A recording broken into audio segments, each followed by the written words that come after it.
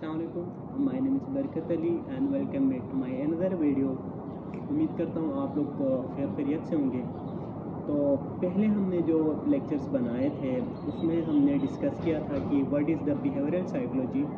तो आज हम इंशाल्लाह पढ़ेंगे कि व्हाट इज़ कॉग्निटिव साइकोलॉजी, और कॉग्निटिव साइकोलॉजी को आज ब्रीफली आपको समझाएंगे। तो शुरू करते हैं। कॉग्निटिव साइकोलॉजी क्या है, यानी अमली नफ्सियात क्या होते हैं। अमली नफ्सियात एक नफ्सियात का किस्म है जो कि हम माहौल से एक्वायर करते हैं, जो चीज़ हम माहौल से अखज़ करते हैं और जो हमने इंफॉर्मेशन वगैरह लिया है, जो हमने लोगों से सीखे हैं, वो किस तरीके से लोगों के सामने पेश करते हैं, वो हम डिस्कस करते हैं कि कॉग्निटिव साइकोलॉजी में। कॉग्निटिव साइकोलॉजी का डिफिनीशन ऐसे किया जाता है, cognitive psychology is the study of how human acquires from their environment and process। यानी लोग अपने environment से कैसे सीखते हैं और उस चीज़ को कैसे अमल में लाते हैं, इसको हम कहते हैं cognitive psychology।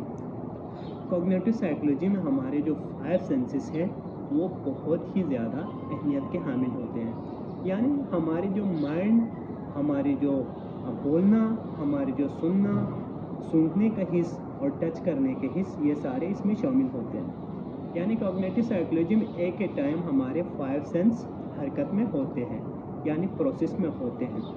History of psychology, यानी हिस्ट्री ऑफ साइकोलॉजी क्या है। हिस्ट्री ऑफ साइकोलॉजी में टोटली 6 चीज़ें डिस्कस करते हैं जो कि आते हैं। नंबर 1 पे आते हैं डिसीजन मेकिंग, नंबर 2 पे आते हैं लैंग्वेज, नंबर 3 पे आते हैं thinking of problem solving, number 4 पे आते हैं मेमोरी, नंबर 5 पे आते हैं अटेंशन और नंबर 6 पे आते हैं परसेप्शन।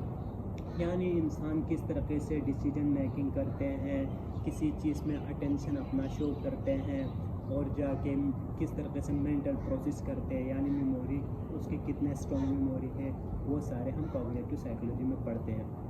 हज़ारों साल पहले साइकोलॉजी में साइंटिफिक स्टडी वगैरह नहीं करते थे, लोग फ़लसफ़ी तौर पे कोई राय सामने रखते थे। इसमें दो मेन फ़लसफ़ी दौर गुजरे हैं। नंबर 1 पे आते हैं इम्प्रेसिस्ट और नंबर 2 पे आते हैं नेटिविज़म। इम्प्रेसिस्ट में हमें ये बताया गया कि इंसान अपने बिहेवियर और थिंकिंग के ज़रिए से अपने कॉग्निशन को स्ट्रॉन्ग बनाते हैं with the using of their 5 sensory organs. यानी इंसान के जो 5 सेंसरी आर्गन्स है उसको यूज़ करके वो अपने बिहेवियरल और थिंकिंग को कॉग्निशन के हिसाब से स्ट्रॉन्ग बनाते हैं।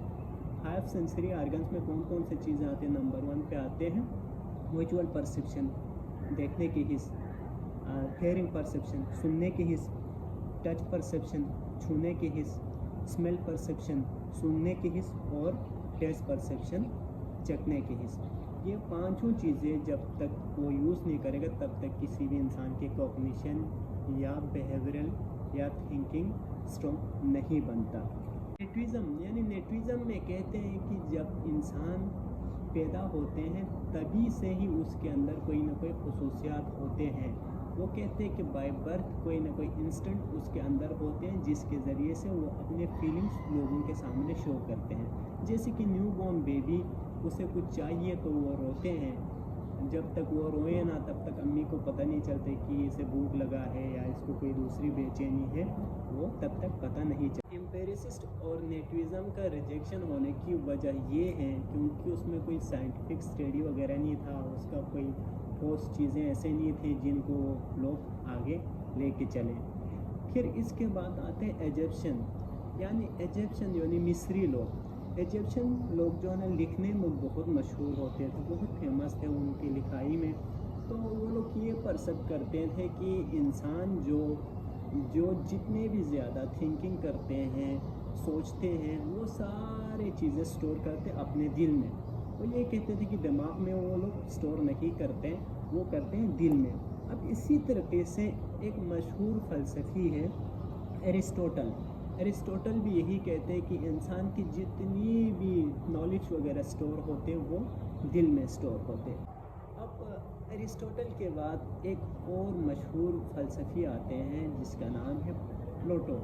उन्होंने ये कहा कि नहीं, इंसान जितने भी नॉलेज वगैरह गेन करते हैं, इंफॉर्मेशन वगैरह गेन करते हैं, वो सारे अपने दिल में स्टोर नहीं करते हैं बल्कि वो अपने माइंड में स्टोर करते हैं। इसी तरीके से इसके बाद एक और फ़लसफ़ी आया, उन्होंने कहा रेनेसांस, यानी रेनेसांस एक और मशहूर फ़लसफ़ी था। उन्होंने ये कहा कि इंसान अपने जो भी नॉलेज वगैरह, जो भी इंफॉर्मेशन वगैरह वो स्टोर करते अपने माइंड में with the using of their 5 sensory organs. यानी उन्होंने ये कहा कि इंसान के जो 5 सेंसरी आर्गन्स हैं उसको यूज़ करते हुए इंसान अपनी सारी नॉलेज वगैरह को स्टोर करते अपने ब्रेन में। अब इसके बाद 1980 साइकोलॉजी को मुकम्मल तौर पर एक साइंटिफिक स्टडी के तौर पे जाने लगे।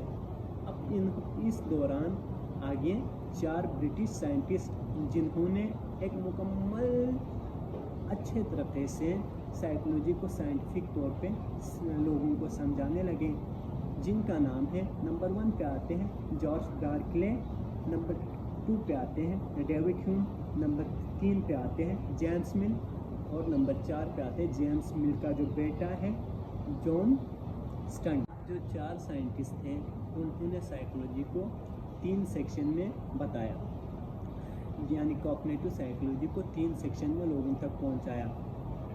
नंबर 1 पे आते हैं डायरेक्ट सेंसरी इवेंट्स, नंबर 2 पे आते हैं फैंटस्कोपिस, नंबर 3 पे आते हैं ट्रांसफॉर्मेशन ऑफ फैंटस्कोपिस।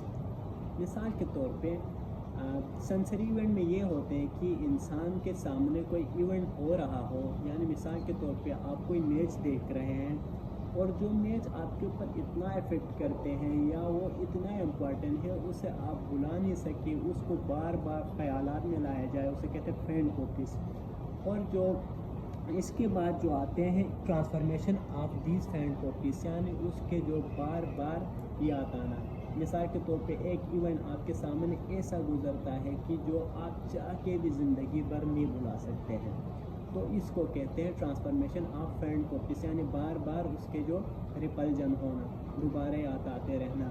इस तरीके से यानी जितना आपके जो इवेंट है आपके लिए इम्पोर्टेंट होगा उतना ही आपकी कॉग्निशन उसके ऊपर स्ट्रॉन्ग बनेगा।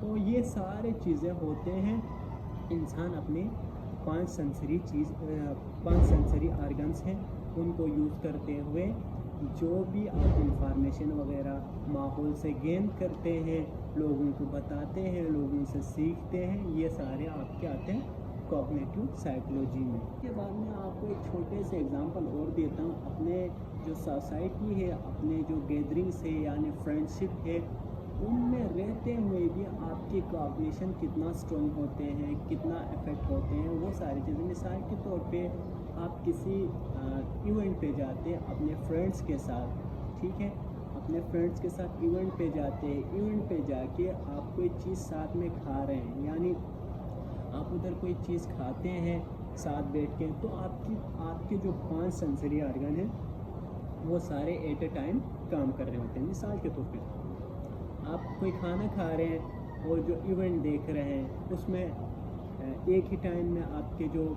विजुअल परसेप्शन वो भी काम कर रहे होते हैं, स्मेलिंग परसेप्शन वो भी काम कर रहे होते हैं, क्योंकि आप जो खाना खा रहे हैं उसका स्मेल आ रहे होते हैं और जो इवेंट आप देख रहे हैं उसमें विजुअल परसेप्शन हो रहा है। और नंबर 3 पे जो आपके हेयरिंग परसेप्शन, यानी वहाँ पे क्रोट है, आपके फ्रेंड्स जो बातें कर रहे हैं या आपके जो इवेंट्स आगे चल रहे हैं उसके शोर आपके कानों में आ रहे हैं वो सुनाई दे रहे होते हैं। और आपके जो खाना खा रहे हैं टेस्ट परसेप्शन, जो खाना आप खाते हैं उसके टेस्ट आपको पता चल जाते हैं। और इसके अलावा उस खाने को आप टच करते हुए यानी छूते हुए खा रहे हैं, तो आपके जो 5 सेंस उसी में वर्किंग कर रहे होते हैं। तो जितना आपके लिए कोई इवेंट इम्पोर्टेंट होगा, यानी लोगों से जितना आप अच्छे तरीके से सीखेंगे उतना आपके कॉग्निशन स्ट्रॉन्ग बनेगा। तो उम्मीद करता हूँ कि आपको इस छोटी सी वीडियो में कॉग्निटिव साइकोलॉजी के बारे में कंसेप्ट बन गया होगा। ऐसे ही अच्छे वीडियोस और शॉर्ट वीडियोस को देखने के लिए मुझसे जुड़े रहें, अपना सपोर्ट बरकरार रखें। मिलते हैं इंशाल्लाह अगली वीडियो में, तब तक के लिए खुदा हाफिज़, टेक केयर।